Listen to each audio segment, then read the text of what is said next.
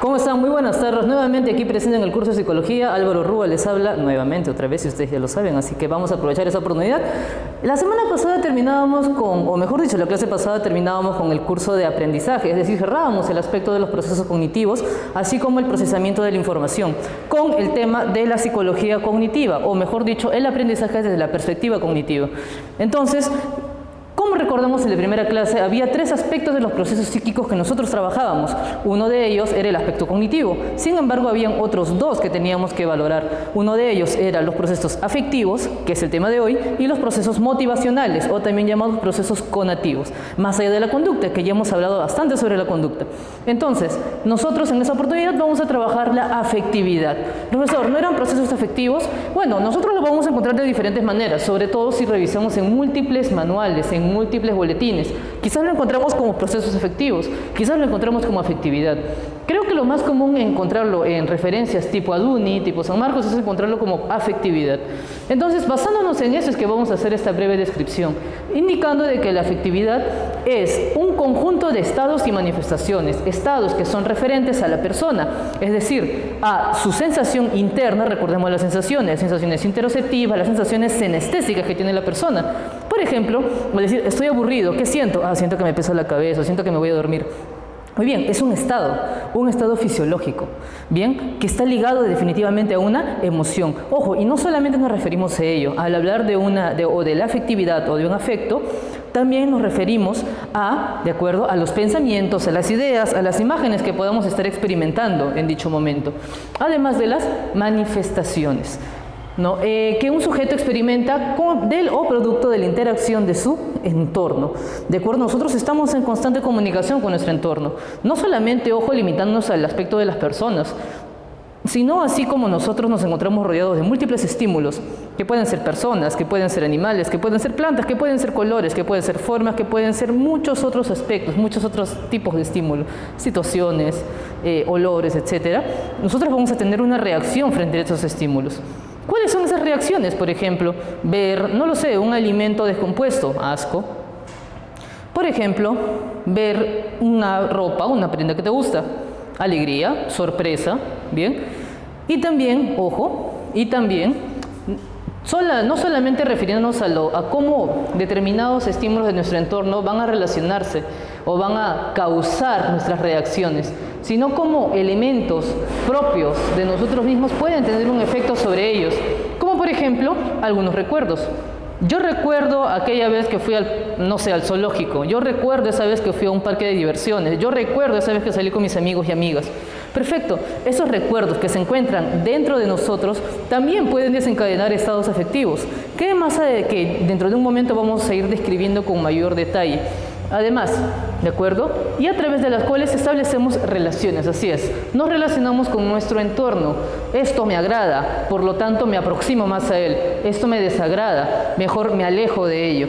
Esto me puede hacer daño, entonces, ¿qué hago? Me enfrento a él, siento, miren, es un afecto, siento que tengo la fortaleza suficiente para afrontarlo, o no, por el contrario, aún no tengo la fortaleza ni los recursos suficientes para afrontarlos. Bien, ahí está el punto, ¿de acuerdo? Entonces, también acá, eso nos aclara mucho el punto de relaciones con el entorno, que permite la adaptación a diversas circunstancias. Es decir, nos permite sobrevivir, nos permite enfrentarnos, nos permite escapar, ¿de acuerdo? Además, como ya lo vimos comentando previamente, las reacciones, producto de los estados afectivos, son desencadenados por estímulos externos, es decir, objetos, sujetos, situaciones, y estímulos internos, como nuestros propios pensamientos, nuestras propias ideas, nuestra imaginación, nuestro pensamiento, etcétera, etcétera, etcétera.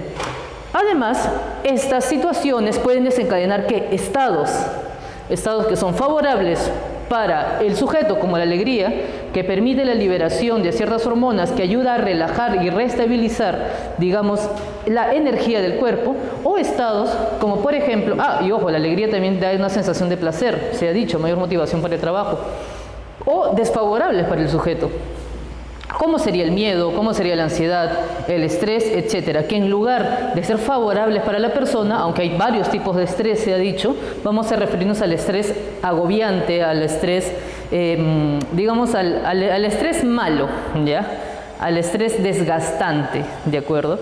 Ese que nos hace no querer hacer las cosas, que nos da ganas de decir, ¿sabes qué? Yo no quiero hacer nada, quiero dejarlo todo y quiero darle una patada al mundo y punto. Entonces hay estados que son favorables y desfavorables y asimismo son agradables o pueden ser desagradables. Agradables como la alegría, como el placer, como la sensación de saciedad, pero también desagradables como el miedo, como la frustración, etc. Y ojo, como lo hemos ido viendo, alegría, tristeza, miedo, no lo sé, placer o miedo, tranquilidad, son de naturaleza bipolar. ¿Qué quiere decir bipolar? Que tiene dos extremos, ¿de acuerdo? Tiene dos extremos. Y lo vamos a ver con más detalle también ahora. Por otra parte, hemos hablado de afectividad, bien, que son un conjunto de estados internos, fisiológicos, pero también manifestaciones, es decir, conductas, así es, conductas. Pero, ¿qué es un afecto? Si hablamos de afectividad, tenemos que mencionar un afecto.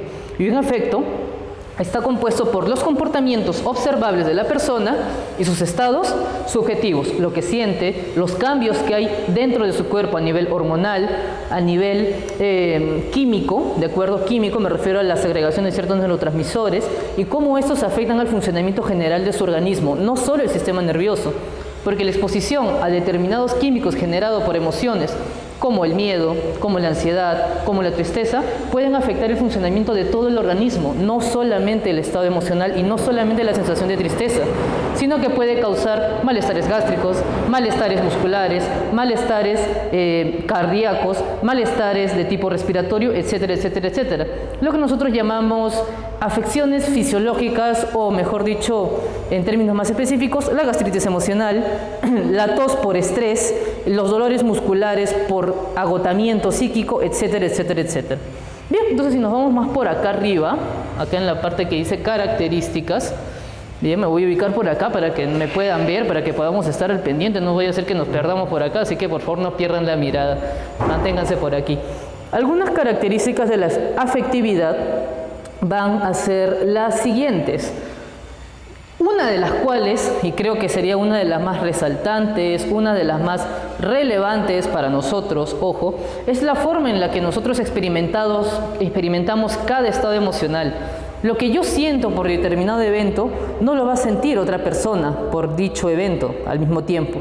Es decir, por ejemplo, tomemos una situación, ¿de acuerdo? Estás caminando por la calle y entonces tu amigo o tu amiga está bajando del carro y se cae, ¿no? Se cae ahí en la pista. Entonces, hay varias formas de reaccionar frente a este evento. Una de ellas, ¿cuál es? Matarse de risa. No, jaja, te caíste, jajajaja. Y otra reacción puede ser preocuparse. ¿Estás bien? Bien, eso quiere decir la cualidad de intimidad. Cómo cada uno de nosotros va a experimentar de forma individual dicha experiencia. El decir, oye, tengo miedo de las agujas, pero ¿en qué nivel de miedo? ¿Tienes solamente miedo? ¿Tienes pánico? ¿Tienes terror? ¿Qué es lo que tienes? Hay personas que tienen miedo a las agujas, pero pueden tolerarlo. Bueno, sí, tengo miedo, pero ya me pueden aplicar la aguja, puedo tolerarlo. Pero hay personas que sienten terror, que sienten pánico, que ni siquiera pueden ver la aguja porque ya tienen ganas de escaparse, de irse corriendo. ¿Ven? Cómo cada uno de nosotros puede reaccionar emocionalmente de forma diferenciada. A eso nos referimos con intimidad. Por otra parte, también hablamos de la profundidad o la importancia subjetiva que tiene determinada experiencia emocional para nosotros. ¿Qué es más importante? ¿El miedo que tenemos a, no lo sé, a nuestro ex o a nuestra ex? ¿O el cariño que tenemos por nuestros amigos o amigas? ¿Cuál es más importante para mí? ¿De acuerdo? Por otra parte, la intensidad, que es la magnitud del afecto. Entonces, acá, profe, tiene que ver mucho con esto de decir, hay personas tan intensas, algo así, ¿de acuerdo? Porque muchas de esas emociones, o de hecho todas las emociones o los estados afectivos que vamos a ver a continuación, tienen determinado componente fisiológico, es decir, que van a movilizar energía en el cuerpo, la cual se va a manifestar o se va a poder observar a través de conductas. Conductas como gritar, conductas como moverse, conductas como, no lo sé, golpear, conductas tal vez como, por ejemplo, tolerar, respirar profundamente para poder mantener la estabilidad, ¿de acuerdo? Entonces, El decir intensidad es decir cuánta energía moviliza o cuánta energía se moviliza en el cuerpo y se expresa a través de la conducta al experimentar un estado emocional. Será lo mismo, por ejemplo, las conductas que estoy manifestando ahora, ¿de acuerdo? Que estoy manifestando en este momento mientras digo este pequeño discurso, mientras les explico un poco la clase, o cuando esté, por ejemplo, yo en una fiesta. ¿Cuál va a ser una conducta más intensa? O estemos en una fiesta. ¿Cuál va a ser una conducta más intensa? Tal vez en la fiesta, quizás. Por otra parte, hablamos de la polaridad. Ya les había comentado un poco de eso, de cómo las emociones tienen un continuum de un extremo a otro. Acá, solo para tener algo un poco más claro, tenemos la alegría y la tristeza. Muy bien, ahí está la polaridad, alegría y tristeza. Pero tenemos puntos neutros también. Aquí está el punto neutro, que es la emoción neutral. Por otra parte, la alegría tiene un extremo. ¿Cuál es el extremo? El éxtasis, lo máximo, la máxima alegría que uno puede tener. Pero por otra parte, y hablando desde el espectro de la tristeza, también tenemos un extremo de la tristeza, que es la melancolía. Y la melancolía es la tristeza muy, muy, muy profunda.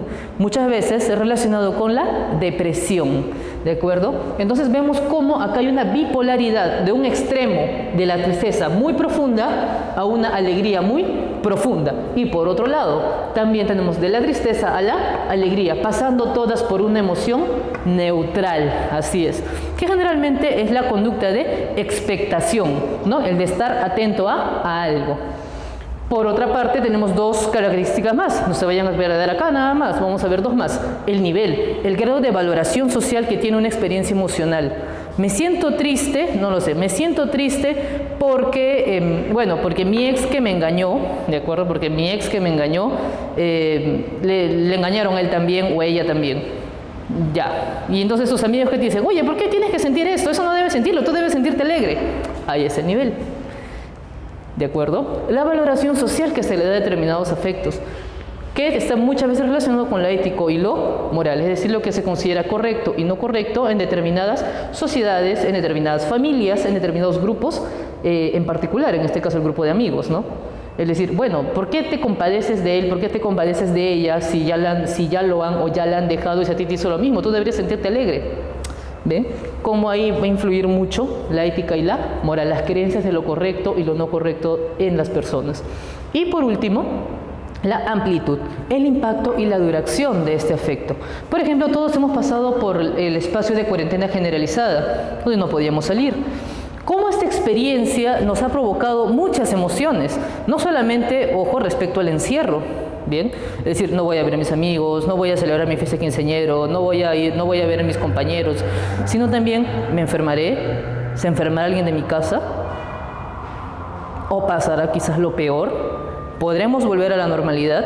Entonces estos pensamientos, estas situaciones van a tener la capacidad de desencadenar estados afectivos en nosotros, muchos de ellos muy intensos y que van a tener una gran amplitud en nuestro estado emocional general. Por ejemplo, el estar desganados, el estar más motivados, quizás por personas que agradaban más estar en casa que salir quizás a los compromisos sociales. Pero también por el otro lado, personas que disfrutaban con la relación con las personas, pero que ahora se ven, digamos, limitadas en ese aspecto. Entonces no va a ser el mismo impacto que va a tener sobre uno sobre otro. Quizás una persona dice, muy bien, me siento desganado, me siento triste porque yo no puedo hacer lo mismo que hago. ¿Cuánto impacto tiene? Esto me afecta mucho, me afecta poco. Y la duración, ¿cuánto dura? ¿Meses, días, años, horas? Bien, entonces hay que ver acá mucho la amplitud. ¿Cuánto de la personalidad se ve afectada o se ve modificada por ese estado emocional? No solamente dentro de lo positivo y negativo, sino, y ojo, no solamente el estado de bienestar, ¿no? La sensación interna de bienestar o malestar, sino también los pensamientos. Cómo un estado emocional influye en un pensamiento, que muchas veces puede ser un optimismo, pues, real, ¿no? Un optimismo real. ¿Qué es un optimismo real? Un optimismo real, que es una cualidad de la personalidad, ¿bien? Una cualidad de la personalidad que nos va a ayudar, de acuerdo, es un rasgo, por así decirlo, una estrategia que nos va a lograr ver, digamos, las cosas positivas de algo, pero sin dejar de considerar las dificultades, las cosas nocivas que pueden aparecer en el proceso. Por otra parte, si entramos ya de frente al tema de manifestaciones, vamos a hablar primero de lo más básico. Así como nosotros hemos ido trabajando bases biológicas, bases sociales y cogniciones, o el aspecto cognitivo, cognitivo, vamos a empezar desde lo biológico. Y aquí, enfocándonos en lo biológico, en lo adaptativo, en aquello que está determinado genéticamente para nuestra supervivencia, vamos a hablar de las emociones, ¿no? ¿Qué son las emociones? Son reacciones adaptativas. Listo, suficiente. Reacciones adaptativas, ¿qué quiere decir? Que van a permitir, son reacciones corporales, son reacciones de naturaleza endocrina, de naturaleza nerviosa, ¿de acuerdo? Que van a tener, ojo, una función de supervivencia para el individuo. Además, estas se presentan frente a un estímulo específico. ¿Estamos viendo la cognición en algún momento? Pues de momento no. Aún no estamos viendo la cognición, porque eso es parte o más propio de otro proceso. Algunas cualidades de la emoción son muy intensas. Ya hemos visto, característica intensidad, bien, el afecto es muy intenso, pero la duración es muy corta al mismo tiempo. Además de que implica una gran activación fisiológica. Lo vemos, una emoción tú la puedes ver en una persona, cómo reacciona emocionalmente, si está asustada, una persona si está alegre, una persona si está con miedo, tú lo notas en su fisionomía, tú lo notas en cómo está su cuerpo, está duro o está relajado, tú notas mucho de eso, por eso decimos que hay mucha activación fisiológica. Además, son inmediatas, apenas aparece el estímulo, el cuerpo y con ello la percepción del objeto, bien, o involucra la percepción del objeto, el cuerpo reacciona inmediatamente. Eso se da de forma automática e involuntaria, bien, no es algo voluntario, no es que yo veo esta cámara fotográfica, no es que yo veo esta pizarra y digo, ¡ay, mira qué hermosa pizarra! Inmediatamente. Bueno, en realidad sí, ¿de acuerdo? Sí, en realidad sí. La emoción es inmediata, ¿de acuerdo? Es inmediata a diferencia del sentimiento, donde ya hay una evaluación, pero el sentimiento es lo que viene después. Vamos a trabajar primero la emoción. Otro elemento importante es que las emociones se desencadenan frente a eventos presentes, identificables, ¿de acuerdo? ¿Qué es lo que te causó, no sé, alegría? Que me trajeran el regalo que justo pedí hace 4 años. Bueno, llegó 4 años tarde, pero en fin. ¿Qué es lo que te puso triste? No sé, ver esa película, ¿no? ¿Cómo se llama la película? Ya tú sabes qué película es. Listo. Y además que estas emociones influyen, ¿de acuerdo? Tienen una influencia significativa sobre las conductas, ¿bien? Hacerlo motivado, hacerlo desmotivado, o sobre las cogniciones, es decir, los pensamientos, las ideas. Nada me va a salir bien, nada de lo que estoy haciendo sirve, o por el contrario, estoy haciendo algo, quizás no tenga los resultados que quiero, pero al menos estoy movilizando, estoy haciendo, ¿no?, las cosas posibles, poco a poco. A eso me refería con un optimismo realista. Ahora, si nos vamos por acá, un poquito más por aquí, vamos a ver algunos componentes de las emociones. ¿Cuáles son dichos componentes? Solamente los vamos a ver como estos 3 puntos bastante generales, bastante prácticos. Primero, si decimos que las emociones tienen una gran activación fisiológica, obviamente el primer componente va a ser el componente fisiológico. Así es, los cambios a nivel endocrino, a nivel nervioso y a nivel muscular, ¿de acuerdo? Sí, se segregan ciertas hormonas como la adrenalina que incrementa el ritmo cardíaco. Al incrementarse el ritmo cardíaco se necesita más aire, por lo tanto hay mayor frecuencia respiratoria, uno respira más rápidamente, los músculos son más tensos, por el contrario, quizás se relajan, quizás la frecuencia respiratoria disminuye, quizás los músculos se destensan, ¿no?, más laxos. El cuerpo no está preparado para atacar, quizás está preparado para cumplir otras funciones, como por ejemplo la digestión, por ejemplo, ¿no? Por ejemplo. Y todo tiene naturaleza, como les digo, senestésica, ¿de acuerdo? Recordemos un poco ahí el tema de sensación y percepción. Tiene naturaleza senestésica, interoceptiva. Bien, propioceptiva. Por otra parte, no, interoceptiva, sí, interoceptiva, disculpen. Por otra parte tenemos los componentes subjetivos. Y esto hace referencia mucho, aquí en estos dos, subjetivos y conductuales, entramos al elemento del afecto. Ahora sí vamos a verlo con más detalle del afecto. Decíamos que el afecto, de acuerdo, eran comportamientos observables, muy bien, conductas, pero también eran estados subjetivos, lo que uno siente. Ojo, la toma de conciencia de cómo me siento producto de la experiencia o los cambios fisiológicos que estoy teniendo. Bien. Aparece, no lo sé, aparece un gato. Yo adoro los gatos, ¿ya? Ya, ese es un ejemplo. Adoro los gatos. ¿Cómo se altera mi física? ¿Cómo se altera mi química corporal? De repente segrego más hormona de la felicidad, ¿de acuerdo? Entonces me relajo, me alegro y eso se siente bien, se siente agradable. Perfecto. Bien, ahí está el componente subjetivo. Bien, esto se siente agradable. Yo me siento alegre, listo, y estoy elaborando un componente subjetivo. Me siento bien. Bien, es una toma de conciencia de esos cambios que se han dado a nivel fisiológico. Y además digo, esto me agrada. Perfecto. Componentes subjetivos. Como les comentaba, pueden desencadenar sentimientos, que es el siguiente nivel que vamos a ver a continuación, y o determinados pensamientos, o recuerdos, o etcétera, etcétera, etcétera.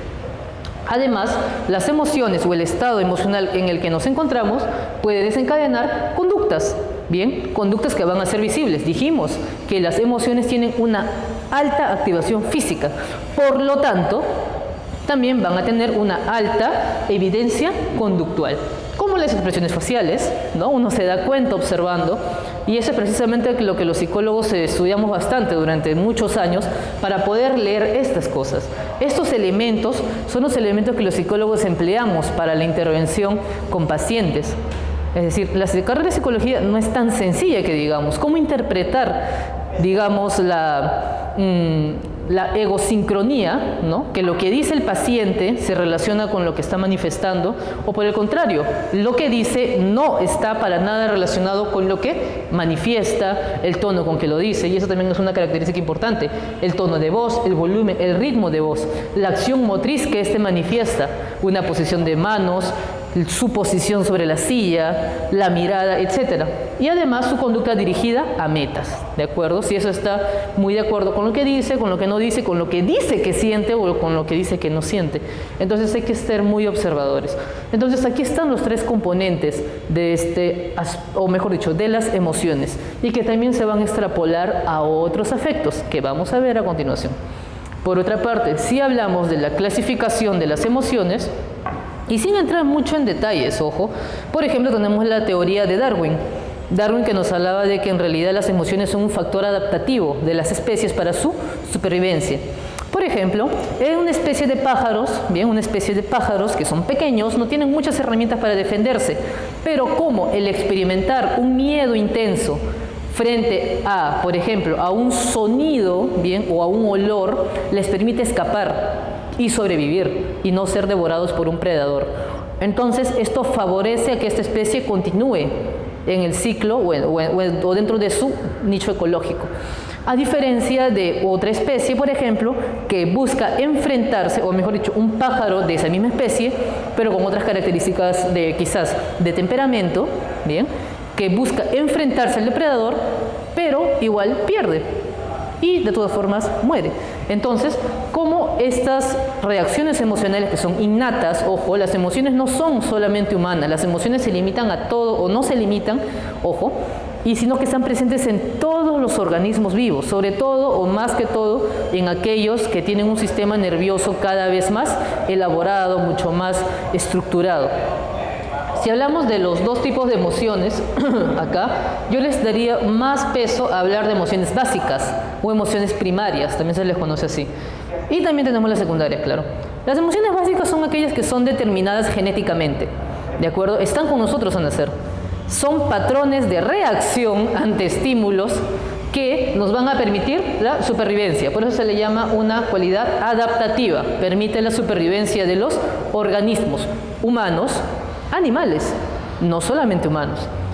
Y las tenemos delimitadas o definidas, ¿no? Estudios que realizaron, por ejemplo, Hackerman, ¿de acuerdo? Que fue un estudioso de las emociones y que tuvo un viaje hacia Papúa Nueva Guinea, donde estudió mucho el tema de las emociones, determinó o planteó junto con otro autor, que también es un poco anterior a Hackerman, que es Plutchik, algunas cualidades para que una emoción sea considerada primaria o básica. Una de ellas era que tenía un fin adaptativo, otra de ellas es que tenía un gesto específico en el rostro.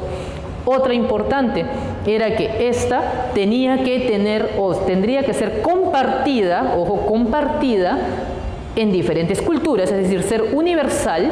Y la última es que tenga expresiones faciales o gestos semejantes en primates. Y ahí va precisamente la observación respecto a la teoría de Darwin, de cómo las emociones se presentan tanto en primates, que son uno de nuestros ancestros genéticos mucho más cercanos, por así decirlo, no digo que seamos iguales, sino mucho más cercanos genéticamente hablando, y de cómo estas emociones han sido parte de un factor evolutivo y adaptativo al entorno. ¿Cuáles son estas 6 emociones básicas? Alegría, miedo, tristeza, ira, asco y sorpresa. Profesor, pero yo intensamente he visto que existe alegría, existe miedo, existe tristeza, existe ira y existe asco. ¿Dónde está la sorpresa? La sorpresa es una emoción intermedia, porque generalmente la sorpresa se convierte en otra emoción luego de un tiempo. Me sorprendo e inmediatamente siento miedo, me sorprendo e inmediatamente siento tristeza, me sorprendo e inmediatamente siento alegría. Es una emoción intermedia. Y claro, cada una de esas emociones tiene su pro y su contra. El miedo, si bien nos hace huir de aquellas situaciones que detectamos como peligrosas, también nos permite ponernos o buscar protección, ponernos a salvo o buscar protección. La tristeza no solamente va a generar, digamos, una reacción desagradable en el cuerpo, sino también que esto permite, ¿qué cosa? Buscar la automotivación, la autorregulación, y así con cada una de estas. Por otro lado, si hablamos de las emociones secundarias, hablamos de aquellas moldeadas por la cultura, aquellas que están limitadas por el lenguaje, que van a ser delimitadas por la experiencia, y algo muy importante, son aprendidas y tienen que ver con la moralidad. Emociones como la culpa, emociones como la frustración, emociones como la indignación, son emociones que son construidas en un contexto sociocultural, y estas, ojo, no son universales, porque así como nosotros quizás los peruanos tenemos muchas palabras para delimitar, por ejemplo, el afecto hacia una persona, en otros lenguajes, cada uno de los tipos de afectos, de aprecio o de amor hacia objetos o personas tienen un nombre diferente. Entonces, esto está muy delimitado, como les reitero, por la cultura o por la combinación de otras emociones. Por ejemplo, la frustración es una combinación de la ira con la tristeza. Esa es la frustración. Si nos vamos un poco más allá y vemos la clasificación de Wilhelm Wundt para estas emociones, vemos las esténicas, que es algo muy mencionado, sobre todo en libros pre. Las esténicas que incrementan la actividad del cuerpo, como la ira, como la alegría, ¿no? Que hace que nuestro cuerpo, en lugar de detenerse, de relajarse o de, mejor dicho, deprimirse, en caso de relajarse o deprimirse, ¿no? Entre en actividad, enérgico, la ira, la alegría, etc. Por otra parte, tenemos las asténicas, que por el contrario disminuyen la actividad del sistema nervioso y por ende de todo el cuerpo. Por eso disminuyen la actividad corporal o la actividad del cuerpo. ¿Cuál puede ser esto? El estado de placer, el estado de, por ejemplo, bueno, cuando, profe, tengo flojera, así que no tengo nada que hacer, así que me echo en mis laureles, o soy muy cansado, por ejemplo, me echo en mi cama y me quedo dormido. Qué bien se siente echarse en la cama luego de un día largo de trabajo, claro, se siente excelente. Es un estado emocional que tiende a ser asténico, porque disminuye la actividad corporal. O el miedo, por ejemplo, o la tristeza, que si bien disminuye la actividad corporal, no es agradable, porque quizás lleva a la depresión, así es, a la inactividad o en todo caso a la parálisis. Ya para terminar con esto, bueno, con esta explicación o con esta exposición de las manifestaciones o distintas manifestaciones afectivas, bien, vamos a hablar de los sentimientos. Ya entendimos bien que era una emoción, que era generalmente adaptativo, biológico, basado, o mejor dicho, relacionado con cambios fisiológicos, muy intensos, muy repentinos. Por otra parte, tenemos su contraparte, por así decirlo, que son los sentimientos, que son afectos que se originan de las emociones, pero que están relacionadas con la toma de conciencia de estas.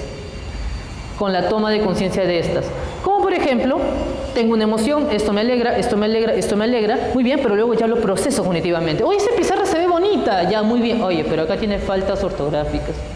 Ah, ya, pero este color no tiene sentido. Ah, pero está un poco chueco, ¿no? Ya no me agrada tanto. Ahí está, ese es un sentimiento. Entonces quizás generalizaremos, empezaremos a hacer una construcción de esquemas, ¿no? Es como que, oye, esta pizarra al comienzo me parecía chévere, ¿no? Pero ahora que ya lo observo mejor, como que las pizarras del profesor Álvaro son un poco desordenadas, así que, pucha, no, ya no es, pues, ¿no? No me agradan mucho. Muy bien, ese es un sentimiento. Bien, hay una evaluación cognitiva ¿de qué? De los objetos, sujetos o situaciones. Una clave, ¿no? Una clave muy importante. Una emoción más una cognición. Recordemos que todo lo relativo a cognición hace referencia al proceso perceptual, a los pensamientos, a la memoria. Así es. Va a dar como resultado un sentimiento. Algunas cualidades diferenciadas de las emociones es que, a diferencia de las emociones, estas son de baja intensidad y son de larga duración. Un sentimiento puede durar meses, puede durar años, puede durar décadas, etc.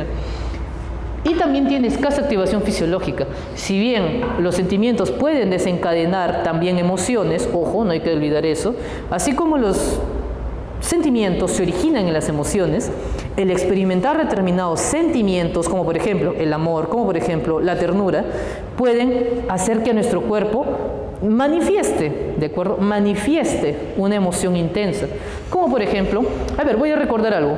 Uy, me acuerdo de mi primer beso, ya. ¿Cómo fue? Fue horrible, profesor, porque yo no quería besar a nadie, pero me obligaron a besar. Ah, mira, ya entiendo. De acuerdo, lo estás recordando. ¿Te agradó o no te agradó? No, no me agradó para nada. Pero ahora que lo recuerdo, no sabes cómo me molesta. Listo. Como un sentimiento va a desencadenar un estado emocional. Además, son inmediatas. Si bien vimos que las emociones son inmediatas, aparece el objeto, reacción del cuerpo, estas están mediatizadas por la cognición, por la evaluación, por las creencias, por la censura, etc. Y es importante. Con los sentimientos hay censura. Esto lo puedo sentir, pero no lo puedo mostrar. Esto me alegra, pero mejor no me río. Hay una censura. Eso es una cualidad de los sentimientos. ¿De acuerdo? De cómo los sentimientos generan o tenemos un control sobre ellos. La causa es difusa, definitivamente. No hay un estímulo específico que los desencadene, porque muchas veces esta causa no está presente, sino que es atribuida ¿a quién? A un recuerdo, a una indicación de una persona, ¿no? Piensa en esto. Recién cuando ya él me dijo o ella me dijo que lo piense, recién empiezo a tener la sensación de que, uy, no me gusta hablar de ese tema. ¿Bien? La causa es difusa. Por otra parte, como ya comentábamos, se originan las emociones, son voluntarios y deliberados. Los psicólogos trabajamos mucho con el tema de sentimientos. Profe, no puedo olvidar a mi ex. ¿Por qué no puedes olvidar a tu ex? Ah, profe, es que él o ella hizo todo esto en mi vida, me cambió, yo iba a ser, no sé, iba a ser la peor persona del mundo, pero cuando él o ella me dijo que si no cambiaba, me dejaba, entonces cambió mi mundo y por eso yo no puedo olvidarlo, no puedo olvidarla. Ya, entonces eso quiere decir con que son voluntarios y deliberados. Entonces nosotros en el trabajo psicoterapéutico podemos moldear esto, podemos cambiar esa interpretación del mundo, de la vida, de los recuerdos. No quiere decir olvidarlo, porque muchos entendemos de que hoy quiero olvidar esto, pero no es olvidarlo precisamente, es tenerlo presente, pero desligar la emoción del recuerdo. Ese es otro proceso que toma su tiempo, pero que definitivamente podemos operar, podemos trabajar y podemos controlar. Por otra parte, se desarrollan la experiencia con el objeto. No son de base genética, no son de base biológica, no están configurados en nuestro ADN. Los sentimientos están mediatizados o se forman a raíz de la experiencia progresiva con dichos objetos. Profe, como la primera clase que lo vi usted y me caía genial y ahora que hace sus clases me da cuenta que me cae mal. Sí, algo así, precisamente. Bien, entonces se desarrollan con la experiencia con el objeto. Además, ¿qué involucra? Como ya le hemos mencionado, recuerdos, ideas, puede ser del momento, o evaluaciones de los objetos, situaciones o de muchas otras cosas. Ya para cerrar esto en los últimos 2 minutos que tenemos, vamos a hablar de los estados de ánimo, que son sensaciones emocionales de energía difusa, ¿de acuerdo?